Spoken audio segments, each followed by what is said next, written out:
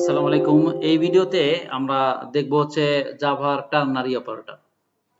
তো ternary operator যেটা হয় সেটা হলো যে যদি একটা কন্ডিশন ট্রু হয় তাহলে ট্রু যদি হয় কন্ডিশন তাহলে ট্রু হলে একটা আউটপুট আমাদেরকে দেখাবে, আর যদি ফলস হয় তাহলে তাহলে আমাদেরকে আরেকটা আউটপুট দেখাবে, এবং এটা কিন্তু একটা লাইনেই আমরা লিখতে পারি। আপনারা এখানে এক্সাম্পলটা দেখতে পাচ্ছেন যে আপনারা এটা ইকুয়ালের আগে এটা পরে বুঝেন। এটা হচ্ছে একটা কন্ডিশন, একটা কন্ডিশন লাইক আমি ধরেন ধরেন কারো স্যালারি যদি এত এতর চেয়ে বেশি হয় অথবা কম হয়, অথবা কারো পরীক্ষার ফি যদি এর চেয়ে কম হয় বা বেশি হয়, এই জায়গাতে আমরা হচ্ছে কন্ডিশনটা দিব। কন্ডিশন দেওয়ার পরে সেই কন্ডিশন যদি ট্রু হয় তাহলে এটার পুরো বেস করে আমরা এখানে একটা আমরা আউটপুট লিখব। আর যদি ফলস হয় তাহলে যে ই কোলন দেওয়ার পরে ফলস হলে এখানে আমরা একটা আউটপুট দিব। অর্থাৎ এই কথাটা সত্য হলে এটার আমার আউটপুটটা এক্সিকিউট হবে, আর এই কথাটা মিথ্যা হলে তাহলে এটা এক্সিকিউট হবে, এই আউটপুটটা এক্সিকিউট হবে, এবং সেটা আমরা একটা ভেরিয়েবলের মধ্যে রেখে সেই ভেরিয়েবলটাকে প্রিন্ট করব। তো আমরা একটু প্র্যাকটিক্যালি এই কাজটা দেখি। তো আমাদের অপারেটরস যে প্যাকেজটা ছিল সেটার মধ্যে আমরা একটা ক্লাস নিলাম। এটা যেহেতু টার্নারি অপারেটর, এই জন্য আমি নামও টার্নারি অপারেটর দিচ্ছি, টার্নারি অপারেটর ডেমো। এই ডেমোর মধ্যে আমাদের যে কমেন্ট করা যে লাইনগুলো ছিল সেই লাইনগুলোকে আমরা রিমুভ করে দিচ্ছি। এবার আমরা একটা মেন মেথড নিচ্ছি। এই মেন মেথডের মধ্যে আমরা এখন একটা ভেরিয়েবল ডিক্লেয়ার করলাম, সাপোজ ইন্টিজার নাম 1। হ্যাঁ, ইন্টিজার নাম 1 ইকুয়াল 40 দিলাম, 40 দিলাম। হ্যাঁ, ইন্টিজার নাম 1 ইকুয়াল 40 দিলাম। আবার ইন্টিজার নাম 2 ইকুয়াল আমি দিচ্ছি হচ্ছে সাপোজ 20। হ্যাঁ, এইবার আমরা এখন টার্নারি অপারেটরটা লিখবো। আগে কন্ডিশনটা দিব নাম 1 ইকুয়াল যদি গ্রেটার দেন, আমি এখানে বলছি নাম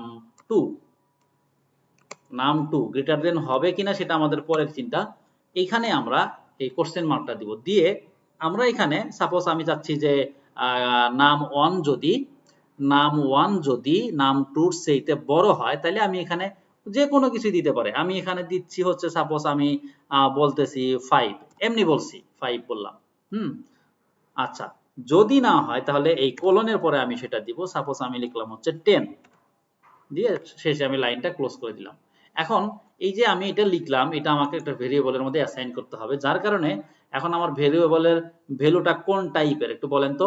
এটা হচ্ছে আমার ইন্টিজার টাইপের, যার কারণে আমি এখানে একটা ইন্টিজার টাইপের ভেরিয়েবল ডিক্লেয়ার করে আমি সাপোজ এখানে দিলাম হচ্ছে রেজাল্ট ইকুয়াল দিলাম। তাহলে এইটার যদি সত্য হয় তাহলে আমার 5 আসবে, আর যদি মিথ্যা হয় তাহলে আমার 10 হবে। এই 10 আর 5 যেটাই হোক সেটা আমার রেজাল্টের মধ্যে অ্যাসাইন হবে। এন্ড দেন আমি এখন গিয়ে হচ্ছে আমি এই রেজাল্টটাকে প্রিন্ট করব। আমি আর স্ট্রিং এর মধ্যে কোনো কিছু দিচ্ছি না, সরাসরি রেজাল্ট লিখে দিলাম। এবার যদি আমি এটাকে রান করি তাহলে আমরা দেখতে পারবো যে আমাদের 5 আসছে। হ্যাঁ, আমি যদি এখানে ধরেন কন্ডিশনটা ফলস করে দেই, কন্ডিশনটা হচ্ছে আমি এখানে 10 দিয়ে দিলাম, ফলস করে দিলাম। 10 দেওয়া মানে কি আমার এই কন্ডিশনটা এখন ফলস হবে। তার মানে আচ্ছা, এক কাজ করি, আমি এখানে কন্ডিশনটা এখানে ভ্যালুটা আমি 8 দেই। ঠিক আছে, এখন যদি আমি আউটপুটটা দিতে চাই তাহলে আমার এখন কিন্তু 10 আসার কথা, এবং 10ও চলে আসছে। তার মানে কি আমার এই কন্ডিশনটা ফলস হয়েছে। আমি যদি এই কন্ডিশনটাকে ঘুরিয়ে দেই অর্থাৎ লেস দেন দেই তাহলে আলটিমেটলি কিন্তু 5ই হওয়ার কথা, কারণ নাম 1 নাম 2 চাইতে ছোট। তার মানে যদি আমার এই কথাটা সত্য হয় তাহলে আমার 5 হবে।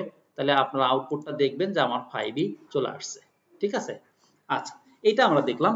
এবার আমরা যদি কোনো একটা স্ট্রিং প্রিন্ট করতে চাই, এখানে যে স্ট্রিং দিব আমরা আউটপুটের উপরে বেস করে, সাপোজ আমি এই লাইনটা রাখলাম, এই লাইনটা থাক, সমস্যা নাই। আমি এখানে আরেকটা লাইন লিখি, এটা লিখি হচ্ছে স্ট্রিং। এটার মধ্যে রাখবো আমি স্ট্রিং টাইপের কোনো কিছু একটা, যার কারণে আমি এখানে বলবো স্ট্রিং আমি বললাম result2 ইকুয়াল। এবার কন্ডিশনটা আমি আবারও লিখবো number 1 greater than or equal যেটাই আপনি দেন, এখানে বলবেন যে নাম্বার 2 বললাম। যদি হয় তাহলে আমি বলবো, তাহলে আমার এখানে একটু খেয়াল করে নেই যে আমার আসলে কি হবে। এখানে হচ্ছে যদি নাম 1 নাম 2 চাইতে বড় হয় তাহলে আমি বলবো যে number 1 is greater than number 2 নাম 2। দেন নাম টু আমি একটু সংক্ষেপে লিখি তাহলে আমার জায়গাটা কম লাগবে। নাম টু, ঠিক আছে। আচ্ছা, নাম টু। আর যদি না হয় তাহলে কি করতে হবে, আমাকে এখানে একটা কোলন দিতে হবে। কোলন দিয়ে আমি এখানে বলবো যে নাম টু ইজ, অথবা নাম ওয়ান ইজ নট, দেই একই কথা, নাম one is not greater than নাম টু, এবং ফাইনালি আমাকে শেষে গিয়ে সেমিকোলন দিয়ে দিতে হবে। এখন আমি এই রেজাল্ট টুটাকে, এই রেজাল্ট টু কিন্তু আমার এখান থেকে একটা স্ট্রিং নিতেছে, তাই না? আউটপুট যেটাই হোক সেটা কিন্তু একটা স্ট্রিং হবে, যার কারণে আমি এখন প্রিন্টও করব হচ্ছে, রাখলাম হচ্ছে স্ট্রিং এর মধ্যে। এখন আমি এটাকে প্রিন্ট করে দিব, এখানে বললাম রেজাল্ট টু।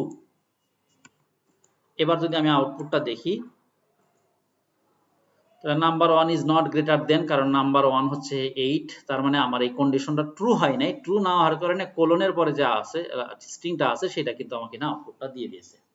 তো এইভাবে করে আমরা হচ্ছে টার্নারি অপারেটর ইউজ করতে পারি। আমরা দেখলাম যে টার্নারি অপারেটর কিভাবে ইউজ করতে হয়।